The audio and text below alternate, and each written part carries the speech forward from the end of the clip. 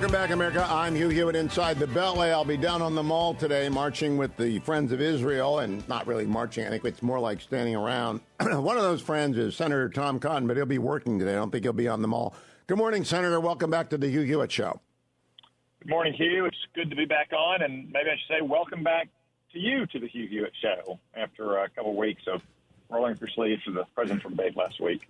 Well, it was a trip into Alice in Wonderland world. All three of my questions were about the Chinese Communist Party, one way or the other, about the ships we need to deter them, about the TikTok that is destroying us, and about the fentanyl that is killing people. And I hope someone noticed that. But I wonder what you thought about the answers on the ship question, Senator Cotton. Well, Hugh, I'll confess I didn't see all of the debate, and I'm not sure I saw that one as well. The short answer on shipbuilding is that we need more and better and more diverse. Some people will say that, our ships are so much more capable today than they were, 30 or 40 years ago, and that is true, but a ship can't be in both the South China Sea and the Persian Gulf at one time. And also given the advances in defensive technology in maritime warfare, probably need many smaller and unmanned ships as well. So more diverse and more advanced is what we need when it comes to shipbuilding. Governor Christie zeroed in on submarines, and that's what I was looking for, as an awareness of the under-the-sea realm. And I guess 40% of our submarines can't even get maintenance now because we lack the shipyard capacity, Senator.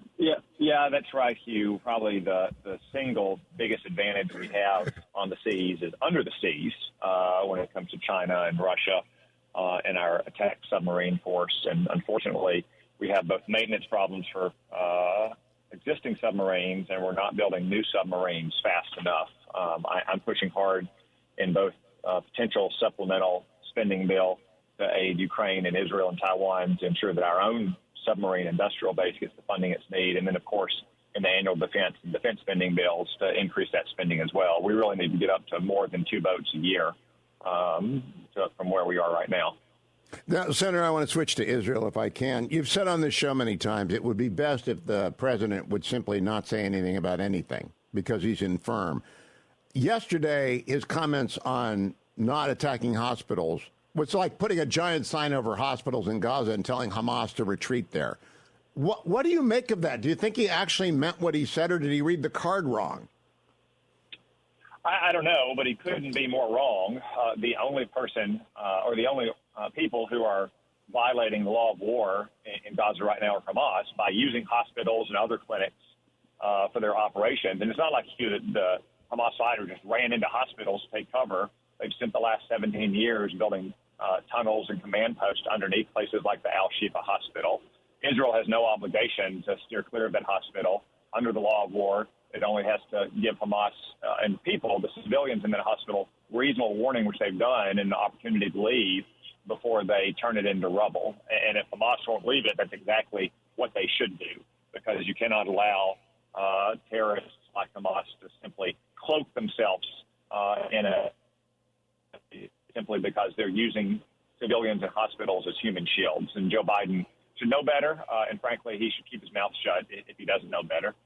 Now, Jake Sullivan did the same thing. Now, they've gone back and forth. I really think it's incoherent because on some days they say Israel is abiding by the laws of armed combat and can go into the hospitals and go into the tunnels. And on other days they say we're looking for a deconfliction at the hospital. It's incoherent, Senator. It is incoherent. I wish Jake Sullivan and Tony Blinken and Joe Biden would express half as much outrage at Hamas for using hospitals to provide cover for their military operations as they do for Israel, being compelled to enter hospital and other medical facilities to capture or kill Hamas terrorists. Again, it's against the law of war to use such hospitals. ISIS tried to do this to us in Iraq and Syria, and what our forces did that we supported in that war was do exactly what you're supposed to do, provide a fair warning and an opportunity to leave, and then we went in and took down ISIS fighters. That's exactly what Israel should do in Gaza, and they don't need any more patronizing lectures from people like Joe Biden and Tony Blinken and Jake Sullivan, who have no clue what it takes to fight and win a war. Now, I do believe that Israel is utterly indifferent to what world opinion thinks after the trauma of 10 7, and they're going to do what they have to do to get their people back and to destroy Hamas. I really don't think they care what Joe Biden thinks because America stands with Israel. But I do care a lot about what we're doing about our own military in harm's way in the Middle East. Senator, there you can have an immediate impact. Do you think we're doing enough about the more than 50 injured American service people and dozens, scores of attacks on Americans in the Middle East, which is not getting much attention? No, Hugh, absolutely not. I mean, if you go back to the beginning of the Biden administration, we're up to, I believe, over 130 attacks by Iran's proxies on American positions in the Middle East. Americans have been killed, a few dozen have been injured. And the Biden administration's answer is to continue to strike proxy sites, to include empty proxy warehouses. To my knowledge, they have not intentionally targeted a facility with Iran's Revolutionary Guard personnel or other high-value Iranian targets. And what they're doing is not scaring or deterring Iran, Hugh, because Iran has a strategy to use proxies to avoid responsibility for these attacks.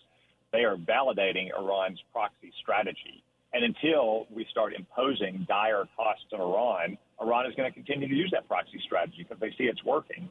I have to say, if I could recall, Jim Malone, the character Sean Connery played in The Untouchables, he had an approach to these things that seems to understand Middle East politics a lot better than Joe Biden does, which is if they send one of yours to the hospital, you send one of theirs to the morgue, and preferably many of theirs to the morgue. Only then will the Ayatollahs get the picture. I used to have that soundbite, but I had a producer back then, and I don't have any more. Senator, can you tell me what the strategy of America is vis-a-vis Iran? Because I've seen some reports this morning. I have not verified them, so I'm not going to assert this, that Team Biden wants to get another $10 billion to Iran in a variety of ways for a variety of ends. I'm not sure if I can believe that. Yeah. It's so astonishing. I'll tell you exactly what the Biden administration's strategy is towards Iran after the October 7th attack, exactly what it was on October 6th. They genuinely have not changed our strategies towards Iran in one single way. And you're right that it appears the administration is about to renew sanctions waivers that will provide Iran up to $10 billion more in free cash, just like they continue to refuse to enforce the oil sanctions on Iran, which has provided a lifeline to that terror regime going back nearly 3 years now. So, no, we have not changed our policy towards Iran one bit, despite Iran's support for and celebration of the terror atrocities of the October 7th attacks. It couldn't be more foolish or more dangerous. Now, I did see that, but I don't know what that means. Are we going to allow money to flow from third-party banks to Iran in the amount of $10 billion? What are we doing? This specific waiver relates to payments that the Iraqi government has made to Iran that have been frozen. The administration unfroze by giving sanctions waivers a few months ago. That waiver is up this week, and it would appear, from all accounts, the Biden administration is going to renew that waiver. Again, reports have emerged in the last couple of days. They haven't denied it either, which tells me where they are going to let Iran get another $10 billion, and they're simply trying to avoid any attention for it. Probably hoping the president's summit with Xi Jinping in San Francisco tomorrow will overshadow, once again, Joe Biden enriching Iran to the tune of billions of dollars. So we could stop Iran from getting $10 billion, and they are choosing not to do so. Is that correctly stated? That is correctly stated on this discrete issue for this week, Hugh, but it's understated the overall situation. We could stop Iran from getting tens of billions of dollars if the president would simply enforce the sanctions against the shipment of Iranian oil. So that oil goes primarily to China, by the way, and the president is refusing to enforce sanctions on third-party facilitators like shipping companies, insurance companies, and financial companies that make that shipping possible. So at the same time, Iran is selling weapons to Russia that it uses to kill Ukrainians, and Iran is underwriting Hamas's and Hezbollah's campaign of terror against Israel. We're also allowing Iran to sell cut-rate oil to China. That's how warped and silly and foolish our Iran policy is. Iran is all around the world aiding our worst enemies, and Joe Biden is enriching the Ayatollahs. And they're killing Americans. They're trying to. Now, Senator, I try and understand the other point of view so I can better debate it. What is their theory of the case? Because there is no one that I can understand, no theory that I can understand that would give them $10 billion right now, much less billions.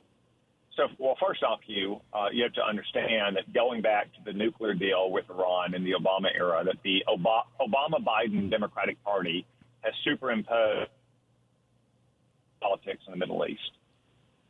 So if you were opposed to Barack Obama's nuclear deal in 2015, then you were wearing a red jersey. That means Benjamin Netanyahu and Mohammed bin Salman and Mohammed bin Zayed and others were de facto extension of the Republican Party in the Middle East, and therefore the partisan adversaries of Joe Biden and Barack Obama. That's the first thing you need to understand. Second, much like British leaders in the interwar period between World War I and World War II that continued to refuse to acknowledge German violations of the Treaty of Versailles because it would necessitate a response, perhaps a military response, the Biden administration refuses to acknowledge all the many crimes of Iran against America and really against the civilized world because it might necessitate a response, like blowing up a site with Revolutionary Guard Corps personnel in Iraq or Syria, or striking targets inside Iran itself, the way Ronald Reagan was going to do when he blew up half of Iran's Navy for attacking a U.S. naval vessel. If the Biden administration acknowledges all of these crimes and Iran's culpability, they know that the American people might demand a military response. And that is the one thing that Joe Biden absolutely refuses to do. Last question, Senator. I've been reading a book called The Pope at War, which is based on the Vatican archives that just opened. Pope Pius XII simply refused to believe how evil Hitler was. Is that the problem? Do they not know, or do they know and they just are afraid of the consequences of knowing? I think they probably don't fully accept it. The Obama-Biden Democrats have a very progressive mindset. They don't believe in anything like a fixed and timeless human nature that is stained by original sin. They believe in the perfectibility of mankind the way, their Wilsonian forefathers did. And therefore they can't accept, the evil they see in Hamas. But at the same time, if they acknowledge that evil, not just use a little bit of rhetoric about it, they'll be called upon to respond to it. That is the dilemma. Senator Cotton, thank you.